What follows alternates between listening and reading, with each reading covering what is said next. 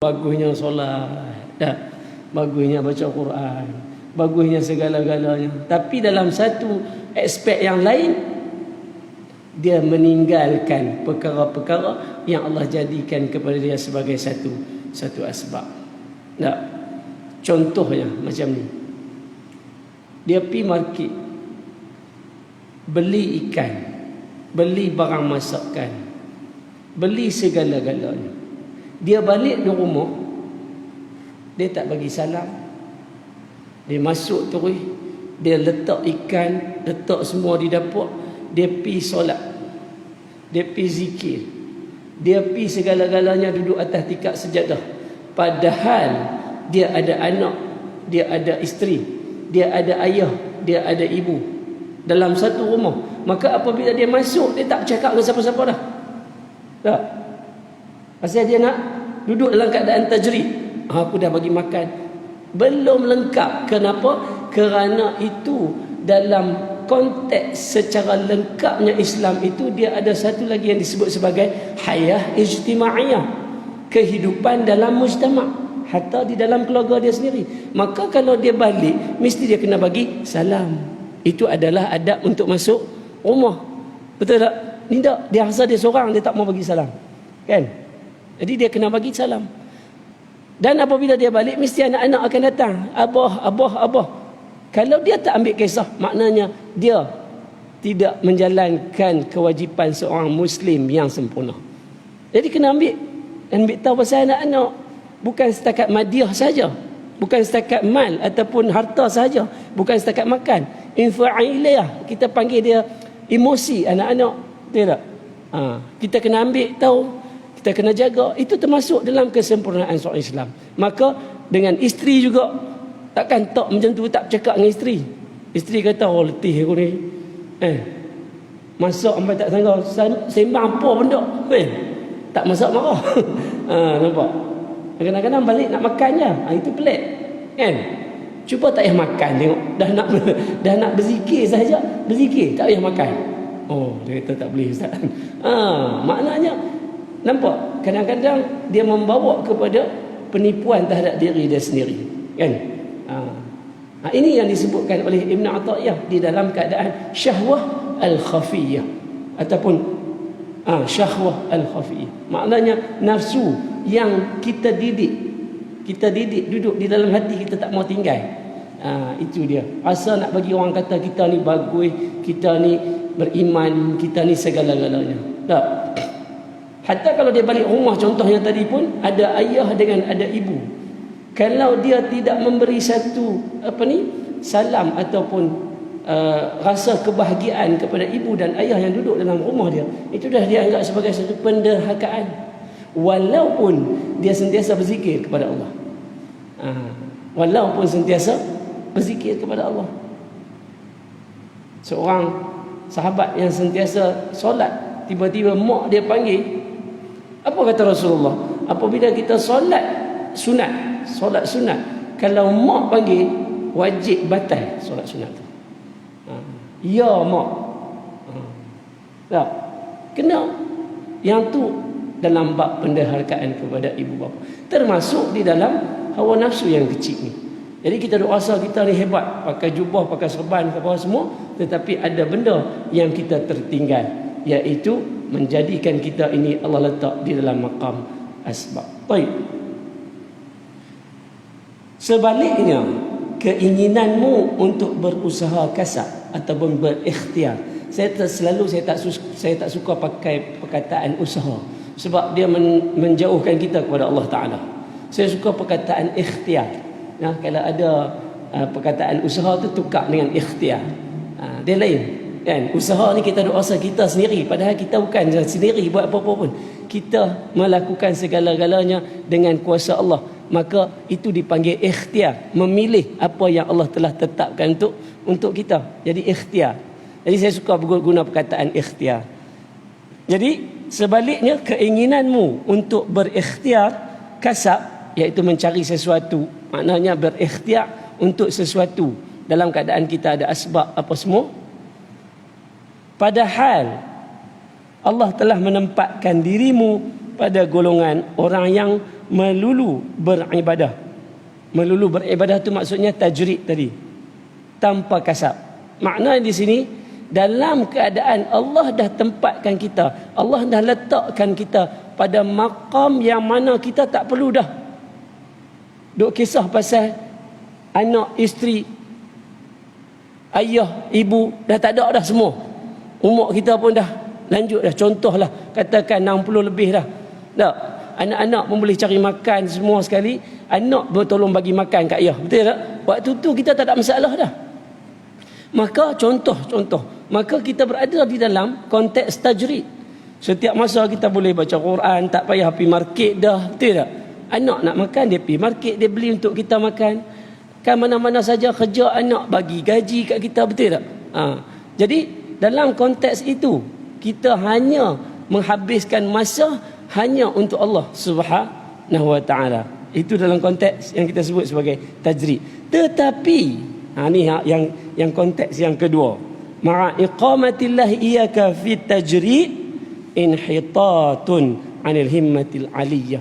Tetapi dalam keadaan Allah letak kita di dalam satu konteks yang macam tu, kita duk gagah nak pi cari pasal. Tak? Kan? Nak pi sana, nak pi sini, tambah-tambah nak beli kereta baru pula. Kan? Ayah, ni ada Myvi tahun 2020. Ayah nak pi jalan, ayah pi. Kawan tu duk berzikir dah dekat 3 bulan dah pencin. Kan? Baru pencin. Anak beli Myvi. Dia ronda sampai masjid lupa. Jangan main. Ronda makan kola ketik, makan kat sini, makan kat sana. Nampak? Maknanya Allah dah letakkan dia dalam keadaan tajrid, tetapi dia gagah nak pergi cari asbab. Tak. Apa yang berlaku pada masyarakat kita sekarang, inilah dia masyarakat kita sekarang. Bila dah mai berumur, apa dia buat? Kan? Nah, jalan sana sini. Tak. Patutnya ulama kata pada umur kita lebih kepada mendekati mati, patutnya kita lebih banyak kepada menyediakan diri untuk bertemu dengan Allah Subhanahu wa ta'ala. Tapi apa yang kita buat selain daripada tu? Tak. Maka kita letakkan diri kita dalam keadaan tajrid, kita pergi gagah duk tukar dalam keadaan asbab. Bila muda, gaduh nak tua. Bila dah tua, gaduh nak asa muda. Itulah manusia.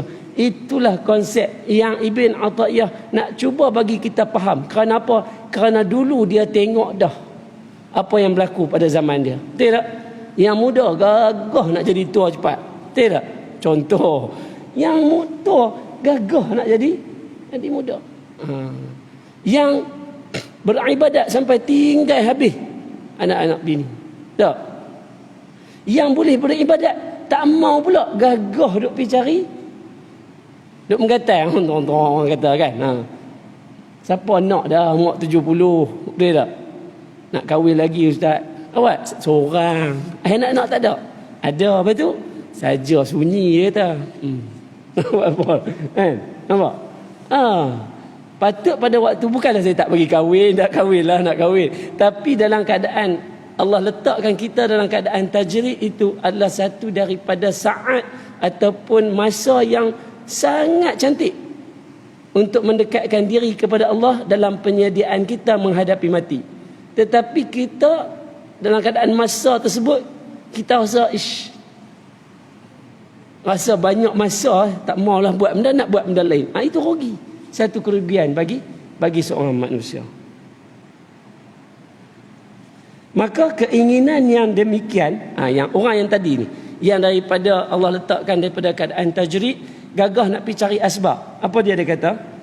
Menurun dari semangat dan tingkat yang tinggi. Maknanya dalam keadaan semangat dia tu, yang tadi kan, nak menghadapi Allah, nak berjumpa dengan Allah, bersedia untuk mati, tiba-tiba dapat kereta Myvi. Hilang.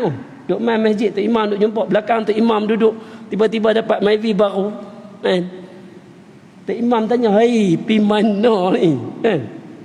Anak dia kata tak ada, Tok Imam beli kereta Maybach langsung. Saya pula ganti dia duduk depan Tok Imam. Anak dia kata. Nampak? Ini dikatakan turun daripada tingkat yang tinggi. Rugilah.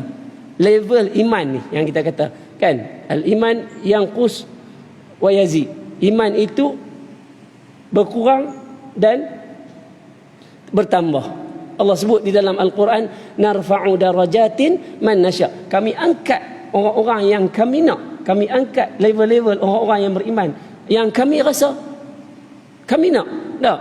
Man nasya, sesiapa yang kami mau. Jadi bila kita berada di dalam keadaan tajrid, kita berada dalam keadaan keinginan kepada Allah Subhanahu Wa Taala, keinginan untuk berjumpa, untuk bertemu dengan Allah Subhanahu Wa Taala, maka kita kena sedar bahawa Allah telah letakkan kita dalam tingkat yang tertinggi, dalam tingkat yang menaik, bukan mendatar, menaik, makin menaik. Hari ini kita berzikir 10,000, esok kita berzikir 20,000. Boleh?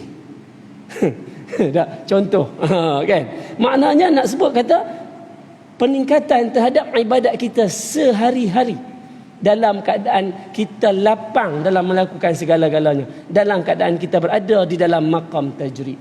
Maka di situ Allah kata narfa'u darajatin man nasya.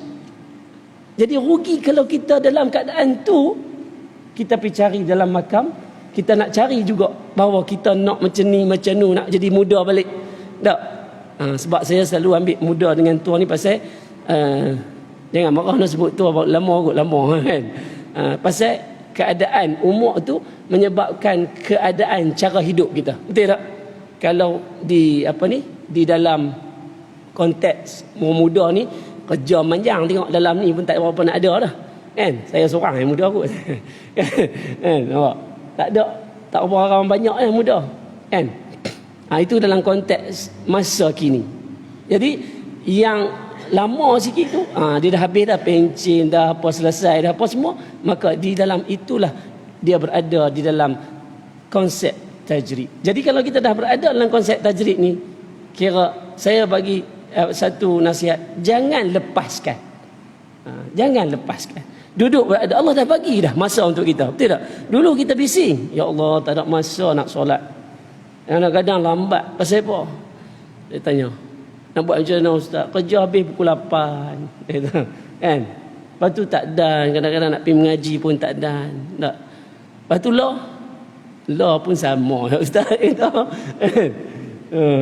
Anak cucu pula. Kan? Betul tak? Itu yang realiti sekarang. Tak? Mana-mana saya tanya, saya buat satu, orang kata apa, research biasa-biasa, tanya orang ini, tanya orang itu kan. Sesiapa yang muda, umur dia katakan dalam keadaan umur dia 35, dia kata, Ustaz, saya nanti bila tua ni baru saya nak pergi masjid. Saya kata, tak payahlah kata.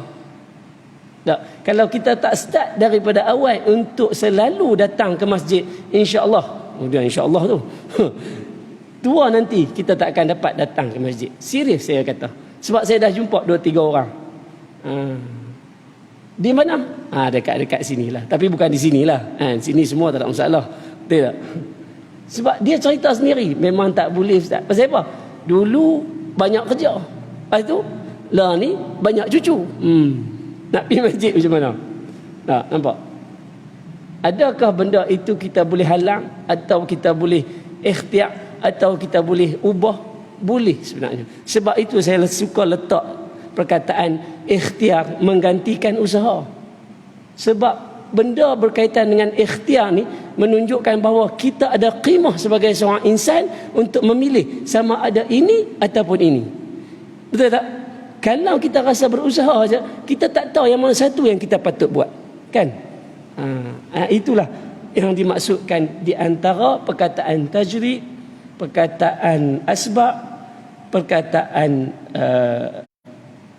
syahwah dan perkataan al-himmah. Baik.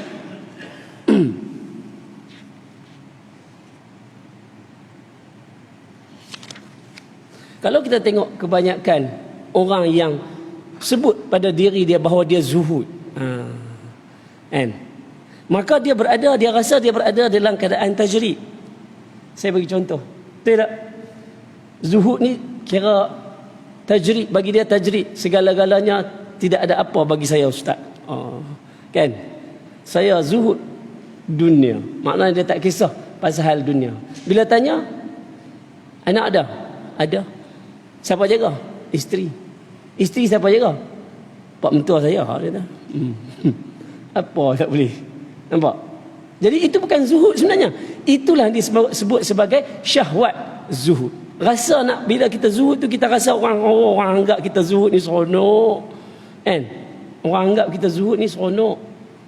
Ya, bukan tu zuhud kembang rasa. Tak.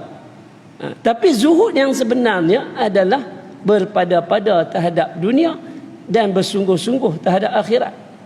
Maknanya kita menjalankan semua kewajipan yang Allah bagi. Contoh, hari ini kita ada kerja. Hari itu saya terjemah daripada berkaitan dengan maqam, daripada maksud yang luas sehingga sekecil-kecil yang disebut sebagai maqam tajrid dan maqam asbab, kan? Saya turun-turun. Ingat tak? Sebulan sekali. Jenuh nak ingat. Baik. Contoh, seorang yang bekerja.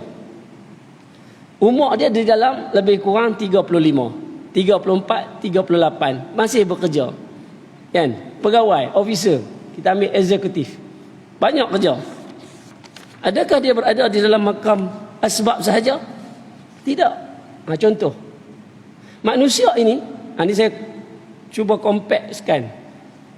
Manusia ini Allah jadikan makam itu, tajrid dan asbab itu sentiasa setiap masa. Lain daripada muda dan lama. Tak. Seharian kita ada masa tajrid, ada masa asbab. Itu saya ada bagi tahu bulan lepas. Kan? Jadi kita manusia ini di mana konteks yang Allah wajibkan tajrid adalah waktu solat. Tidak. Maknanya walau apapun keadaan, di situ ada maqam tajrid untuk semua manusia yang bergelar Muslim dan mukmin. Betul tak? Bila start daripada azan, Allahu Akbar, Allahu Akbar, maka masuknya kita di dalam maqam tajrid. Betul tak? Nak tengok adakah kita berada dalam syahwatul khafiyah ataupun kita berada dalam himmah al-aliyah. Inhitatun min himmatil aliyah. Baik. Bila Allahu Akbar, kita tanya, di manakah kita dalam keadaan maqam kita tajrid? Tak, kita berada dalam maqam tajrid.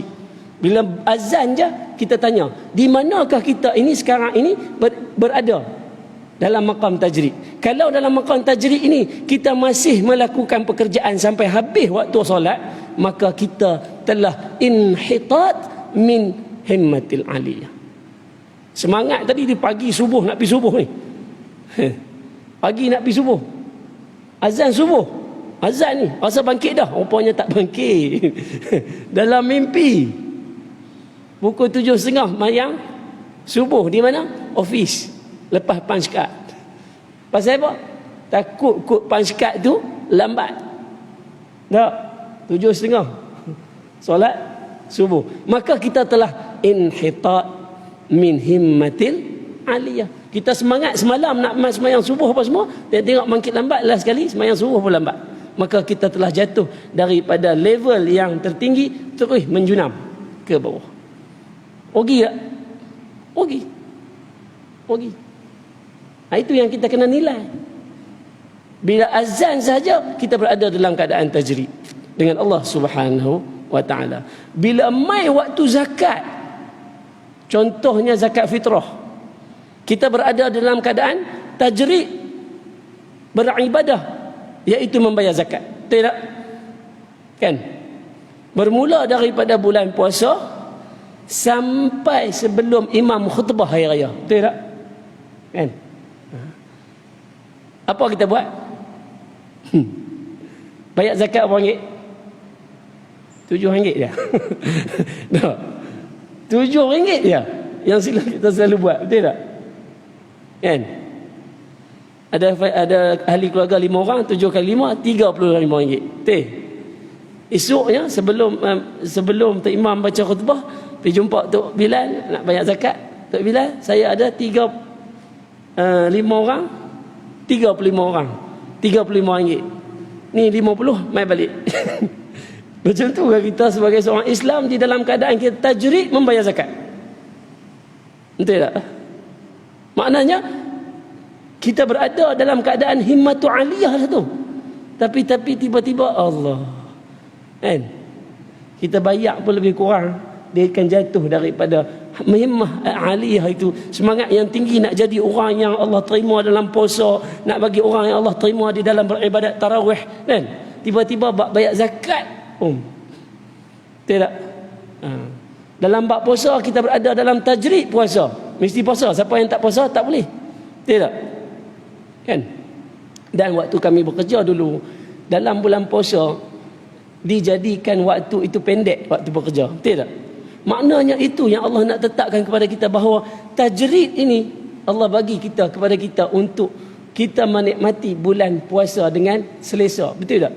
Tapi ada orang yang balik lambat, kan? Tidak. Oh, tak tahu pasal ayah-ayah pencin semua. Ada yang balik lambat. Patut balik pukul 4, dia kata awak tak balik lagi. Malah balik sat. Tak pergi balik dekat-dekat nak buka puasa. Jadi apa khidmah dia sebagai seorang yang berpuasa? Tidak. Dalam puasa bukan puasa saja dalam Ramadan. Dalam Ramadan itu segala-galanya berlaku pada Ramadan. Baca Quran, segala-galanya, solat hajat, solat zikir dan segala-galanya dalam Ramadan. Kita berada dalam satu bulan tajrid, tapi kita gagah nak pergi cari asbab. Contoh buka puasa sendiri. Ini konsep tajrid dan asbab. Tak. Kita berpuasa dah cantik elok dah, duduk di peringkat aliyah dah. Tapi rupanya satu meja besar buka puasa. Lauk ayam golek, ayam percik, ayam segala ayam. Tak masuk ayam lagi. Betul tak?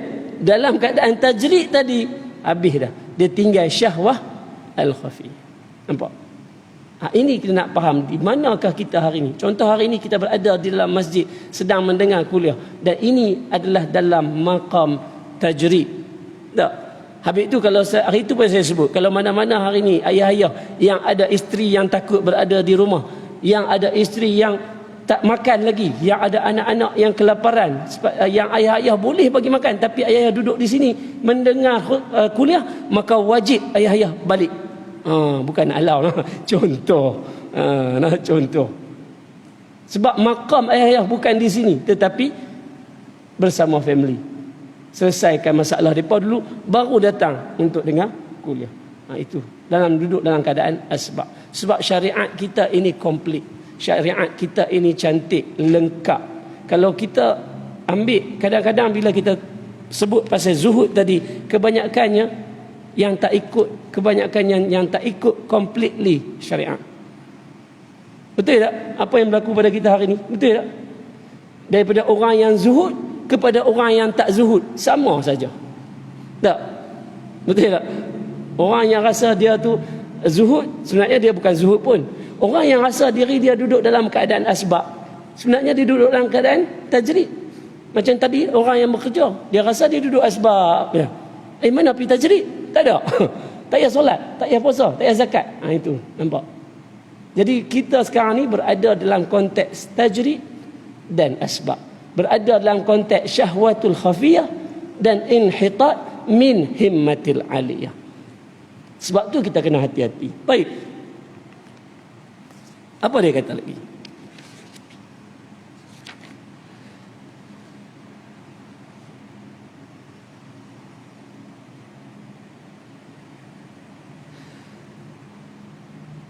Kita kena sedar, di dalam keadaan asbab ataupun tajrid, kita masih dihidupkan oleh Allah Subhanahu wa taala di dalam mizan syar'iyah yang saya sebut sebagai undang-undang syariat tadi. Dalam mizan syar'iyah. Tidak. Mizan syar'iyah ini lengkap di dalam Al-Quran dan Sunnah. Dalamnya ada ibadah, di dalamnya ada ijtimaiyah, di dalamnya ada iqtisadiyah, muamalah, segala-galanya.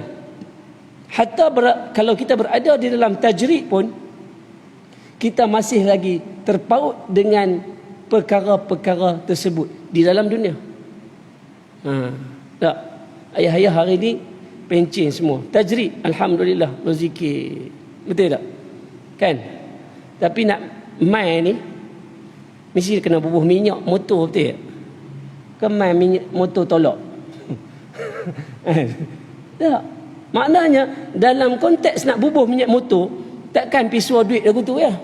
Dia tanya pak cik, pam mana? Buat gitu ya. Kan? Itu.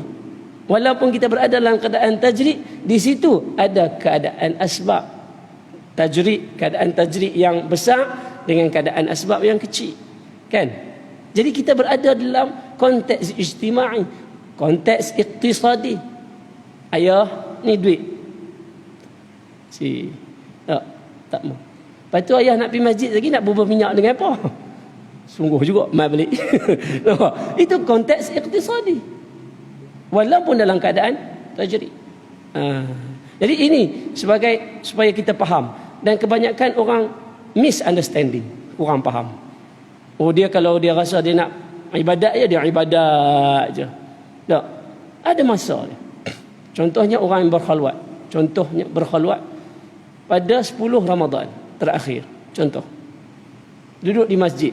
Dalam keadaan satu masa yang dia boleh duduk di masjid 10 Ramadan terakhir 24 jam, dia mesti pastikan semua keluarga dia itu mendapat semua kasih sayang, semua nafkah batin dan zahir. Batin ini masalah. Bila saya sebut batinnya, semua peringkat malam ya, dah. Kan? Zahir ni kita boleh bagi semua dah, alhamdulillah. Tapi batin kebanyakannya kita fail. Pasal apa? Kita balik rumah orang tua-tua dululah yang saya tengok kan. Saya pengamatan orang dulu-dulu. Balik rumah dia bukan cakap dengan anak-anak. Betul tak? Ayah-ayah dulu.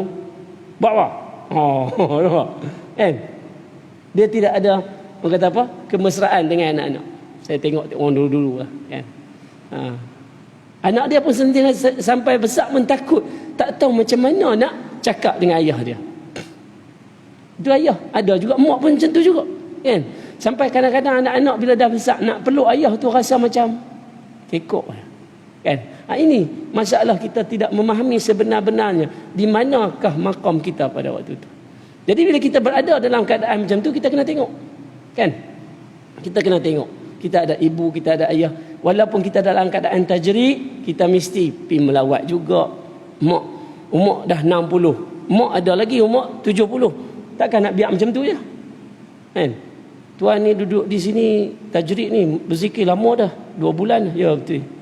Tak ada siapa-siapa dah. Ada lah mak seorang. Lepas tu tak pergi melawat. Oh tak apa, nurse jaga tu. Ke pokok senar. Kan? Tak betul Tak betul nampak?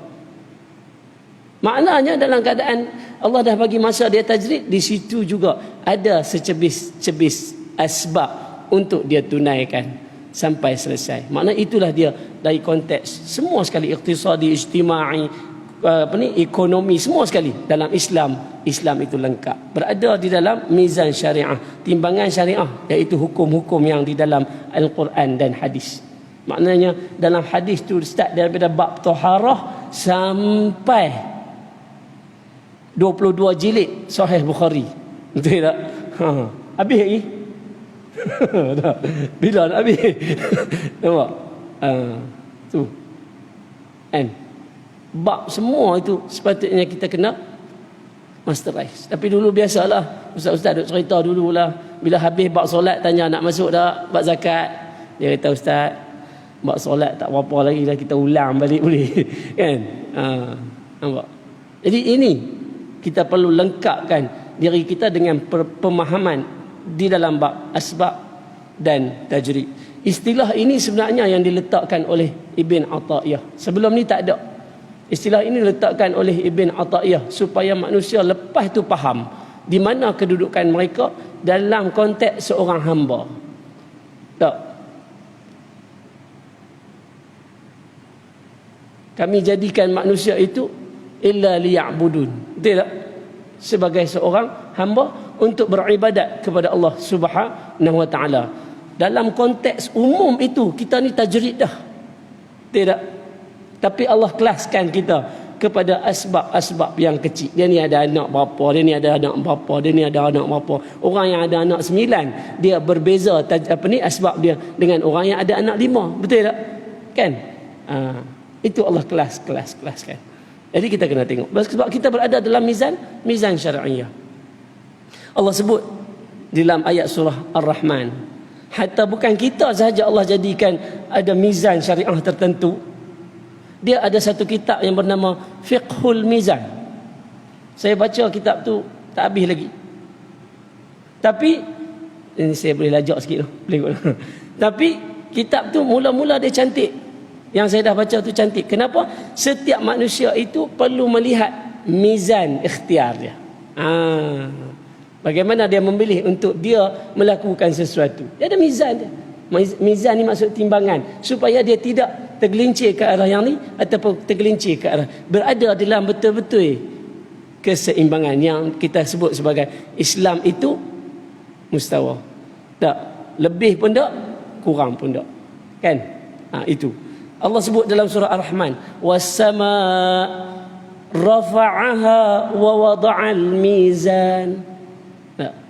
Langit itu kami angkat dan kami letak dia itu di atas mizan yang elok supaya dia tak runtuh. Ada mizan. Setiap benda yang Allah cipta ini dia ada timbangan khas dia. Bulu kambing dia terbang, ada timbangan dia. Tidak. Kalau Allah jadikan bulu kambing itu berat, nescaya kambing biri-biri itu tak larat berjalan. Tidak. Pasal bulu dia seberat seketul batu. Macam mana dia nak berjalan? Ada timbangan khas dia. Yang tu yang kita kena teliti. Alla tatghaw fil mizan. Allah kata, "Hei manusia, jangan sekali-kali kamu tatghaw fil mizan." Tatghaw ni maksudnya bermaksiat kepada timbangan. Maknanya kita salah timbang setiap ikhtiar kita. Tapi adakah kita timbang ikhtiar kita lah ni? Saya tanya. Kita nak buat apa-apa kita fikir. Lah ni kita celak mata, kita nak buat apa-apa kita fikir. Bila kita ada dalam fikiran kita, maknanya kita tengah timbang setiap ikhtiar kita. Nak pergi solat ke? Nak pergi mengai?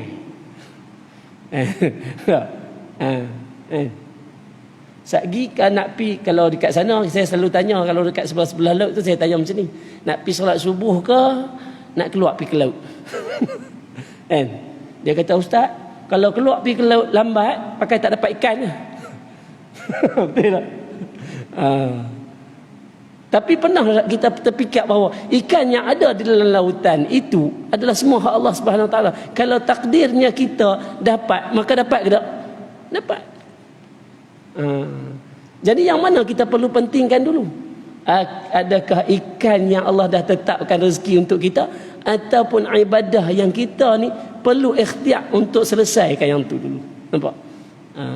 Itu Allah kata, jangan kita sentiasa tatghaw fil mizan, asyik-asyik nak menangkan dunia daripada ukhrawiyah. Mesti ada keseimbangan.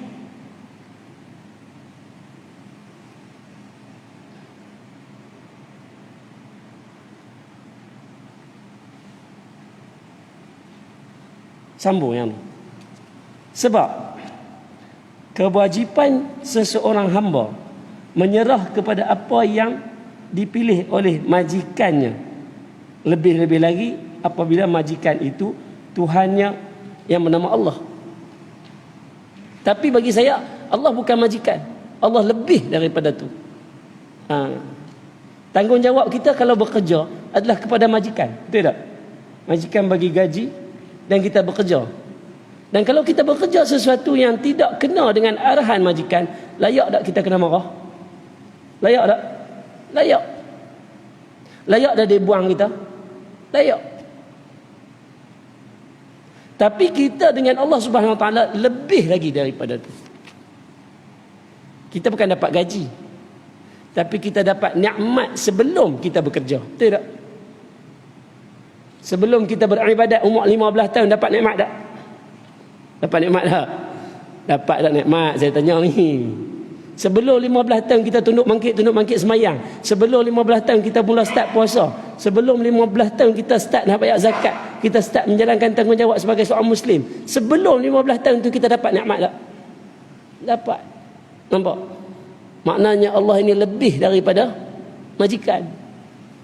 Mana ada boleh bagi lagu tu je hidup tanpa ada apa-apa pembayaran balik. Betul tak? Tak ada. Kecuali Allah Subhanahu wa ta'ala. Itu yang disebut sebagai majikan. Yang mengetahui benar-benar apa yang menguntungkan baginya dan menyusahkan baginya. Menguntung dan menyusahkan. Itulah bermaksud sebagaimana Allah letakkan kita dalam keadaan tajrid ataupun asbab. Allah dah letak makam kita hari ini duduk dalam keadaan tajrid, dengar kuliah. Alhamdulillah. Betul tak? Jadi bila ada masa untuk dengar kuliah, kadang-kadang orang ada masa untuk dengar kuliah, tapi kalau balik nak tengok apa? Tengok otak berita. Oh, saya Tok Imam sebut otak berita ni sensitif sungguh. Pasal saya bertanya banyak-banyak orang yang dia nak balik gagah nak pergi tengok TV ni, nak tengok otak berita je. Kan? Ada seorang ustaz tu marah sungguh kat ayah-ayah tengok otak berita. Dia kata, time maghrib ke gagah nak tengok otak berita? Padahal otak berita tu sambung tu, dia buat ulangan pukul 12. Nak tunggu tengok pukul 12 lah. Mai mengaji time maghrib. Tu ada seorang ustaz dia tengok. Marah semua dia. Kan? Kita dah Allah letak dalam keadaan tajrid, berada dengan Allah Subhanahu wa taala. Kita duduk dalam satu jamaah majlis ilmu, malaikat mengepangkan sayap-sayap, beri doa lagi untuk kita supaya Allah berkati kita, supaya Allah rahmati kita dalam majlis ilmu. Tapi kita ambil keadaan tu, keluar daripada masjid, pergi tengok otak berita. Tak? Tengok macam mana belanjawan hari ni. Tak. Kalau tak tengok, dapat tahu dah hari ni. Kemarin kalau tak tengok lah belanjawan tu, hari ni dapat tahu tak? Dapat tahu pun. Kan? Nampak? Itu contoh. No? Itu contoh. Sebab tu Allah tahu. Dan kita kena wa'i, maksudnya kita kena faham betul-betul. Hari ni Allah letakkan aku dalam keadaan tajrid. Maknanya aku boleh pergi solat, aku boleh dengar. Tapi tiba-tiba apabila kita nak pergi, kita start motor, tengok-tengok anak kata demam lah ya. Maknanya dalam keadaan tajrid tadi telah bertukar menjadi asbab. Jom siap. Maknanya ayah pergi semayang lagi. Semayang tetap wajib tajrid. Jangan duk gagah main. Allah ustaz, anak demam. Lepas tu tak pergi semayang Jumaat. Kan? Terus pergi hospital. Lepas tu solat tak? Dengan solat tinggal ustaz. Tunggu lama kat hospital. Nampak? Kepala Batas tu. Hospital Kepala Batas kan? Punya lama. Nak contohnya. Kan? Kalau pergi awal, balik malam. Habis dengan solat-solat. Nampak? Tak. Tajrid waktu solat itu wajib. Itu memang kena tajrid. Memang kena mai. Ayah, tunggu siap-siap. Apa pergi semayang, sekejap apa balik, kita pergi. Itu. Baru kita menjalankan apa yang Allah dah letakkan untuk kita dari konsep tajrid dan asbab. Maknanya hari ini kuliah majlis ilmu ni sebagai satu sunnah. Kalau Allah letak ke lapangan dalam keadaan kita tajrid, duduk. Kalau Allah letak dalam keadaan sebab, tak boleh duduk, kena balik. Bawa anak pergi klinik, pergi hospital. Tak?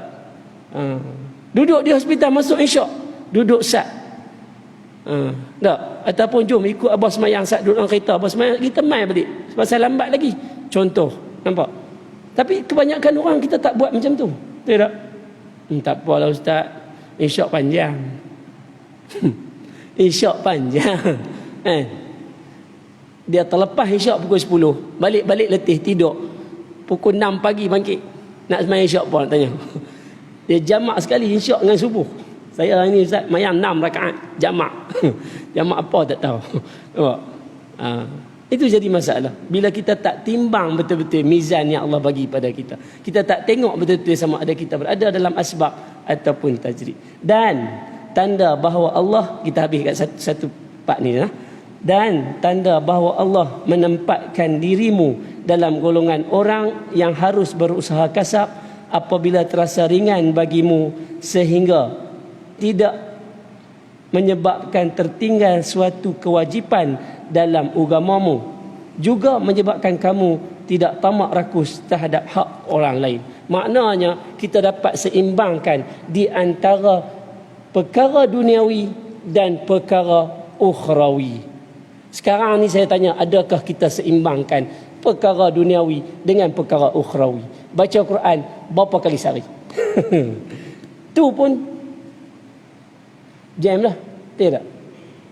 Kita boleh tengok kita boleh tengok TV, movie cerita perang 2 jam setengah. Tong. Mai tengok, ajak anak-anak semua tengok. Tidak. Cerita siap boleh cerita ke orang lagi. Dalam 2 jam setengah tu sebenarnya kita berada dalam keadaan kelapangan tajrid kepada Allah. Pernah ada orang buka Quran? Tidak. Memilih untuk membuka Quran daripada melihat tengok TV. Tidak. Rasulullah kata satu hari di akhir zaman kotak boleh bercakap dan ia akan melalaikan. Memang kotak yang ada dalam rumah kita tu, siapa rumah orang tak ada TV, angkat tangan. Kan? Lah dia tak pakai kotak dah, dia pakai papan dah, dah nipis. Dulu sungguh kotak besar-besar. Itu yang kita buat. Dan kita kebanyakannya hanya, contoh saya minta maaf sebut, satu hari dalam hidup seorang Muslim, kalau dia datang solat fardu di masjid, dia ada 5 kali sehari. Tidak. Dan fardunya itu setengah jam. Masuk solat sunat, solat fardu, solat sunat. Tidak. Dan setiap hari dia setengah jam kali 5. Jadi berapa? Sejam, 2 jam, 3 jam. Apa? 1, 2, 3, 4, 5. 2 jam setengah. 2 jam setengah. Hidup kita ada berapa? 24 jam. Tidak. 2 jam setengah equal dengan 24 jam. Maknanya ada lagi 21 setengah jam. Tidak? Saya kira 21 setengah jam. Tolak 8 jam tidur, lebih kurang tolak 8, jadi 13 jam setengah. Di manakah 13 jam setengah kita buat? Itu di antara tidur, baru tidur dengan solat. Tidur tak sangat lama lah. Kot nak bangkit tahajud ke apa, tak ada. Tidur, saya kira tidur 8 jam. Maknanya kita ada 13 jam setengah lagi berada di dunia ini. Apa yang kita buat? Nampak? Bekerja dah 8 jam. Betul tak? Ada. Maknanya dalam tu kita kena cari di manakah konsep tajrib yang Allah letak kepada kita. Waktu pukul 10 rehat makan pagi, kan? Di antara makan tu ada setengah jam. Makan takkan sampai setengah jam, tapi kita makan sampai sejam. Betul tak? Cuci. Makan kuih 3 biji je, kan? Tepuk meja 4 tak sembang. Tak? Makan kuih 2 biji, 3 biji, sembang 15 minit pun selesai. 15 minit lagi ambillah apa-apa untuk zikir, baca Quran, solat duha. Tidak? Macam tak betul kan? Ustaz boleh lah buat begitu kan? Dah contoh. Jadi sebab apa? Sebab kita kira yang kita duk kata kita ni seimbang dalam bab agama kita, padahal kita hanya solat 2 jam setengah je. Tambah dengan sikit-sikit tu, katakan dengan ibadat sikit-sikit, baca Quran sejam, jadi 5 jam setengah daripada 24 jam hidup kita di atas muka bumi dalam tempoh masa sehari. Seimbang tak mana saya nak tanya? Tu ya. Tambah dengan kuliah ni, sejam setengah pun duk terkebir-kebir tengok jam, bila ustaz nak habis. Nampak? Kan? Jadi kita kena kira, timbang balik, teliti balik di manakah waktu kita Allah letak dalam asbab, di manakah waktu kita Allah letak dalam tajrib. Adakah kita hari ini berada dalam syahwatul khafiyah ataupun kita berada di dalam keadaan inhitat min himmatil aliyah. Insya-Allah saya berhenti kat sini dah habis ni rangkap ni, nanti kita akan sambung rangkap yang satu lagi ni.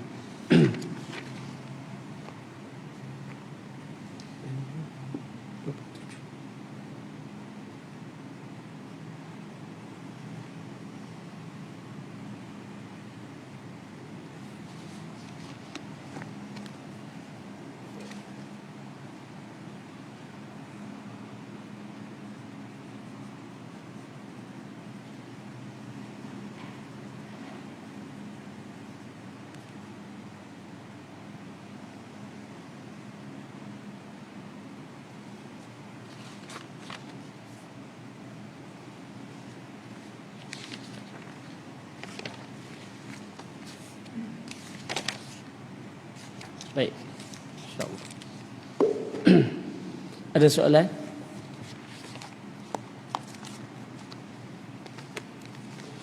Perbincangan? Nak tanya? Berkaitan dengan tajwid. Faham tak ngono? Faham kot no? Tajwid asbab, tajwid asbab. Ustaz tu yang dia tahu. Kan? InsyaAllah. Saya doa supaya kita dapat kepahaman dan kita dapat amalkan apa yang kita ambil. InsyaAllah. Amin. Baik, yang baik dan buruk itu datang daripada Allah Subhanahu wa taala. Saya mohon ampun dan maaf di atas segala kesilapan dan kesalahan. Subhanakallahumma bihamdika asyhadu an la ilaha illa anta astaghfiruka wa atubu ilaik. Wal 'asri innal insana lafi khusri illa alladhina amanu wa 'amilus shalihat wa tawassaw bil haqq wa tawassaw bis sabr. A'udzu billahi minasy syaithanir rajim. Bismillahirrahmanirrahim. Wassalatu wassalamu ala asrafil anbiya'i wal mursalin wa ala alihi wa sahbihi ajma'in. Allahumma ij'al jam'ana hadha jam'an marhuma wa tafarruqana min ba'daha tafarruqan ma'suma. اللهم افتح علينا حكمتك وانشر علينا من خزائن رحمتك يا أرحم الراحمين. اللهم اغفر لنا وارحمنا وعافنا واعف عنا وأكرم وأوسع وسهل علينا أمورنا في الحياة الدنيا والآخرة وأعطنا الصحة واشفنا من كل مرض إنك أنت الشافي لا شافي إلا أنت وأعذنا من البلاء والوباء وأعذنا من عذاب القبر وأعذنا من عذاب النار يا فرج الهم يا كشف الغم يا من لعبده يغفر ويرحم يا دافع البلاء والنقم ادفع عنا يا الله ارفع عنا يا الله اكشف عنا يا الله من كل بلاء ووباء وهم وغم وضيق وشدة ونقمة وفتنة دعواهم فيها سبحانك اللهم وتحياتهم فيها سلام وآخر دعوانا يا الله أن الحمد لله رب العالمين. إن شاء الله sampai bertemu lagi. Assalamualaikum warahmatullahi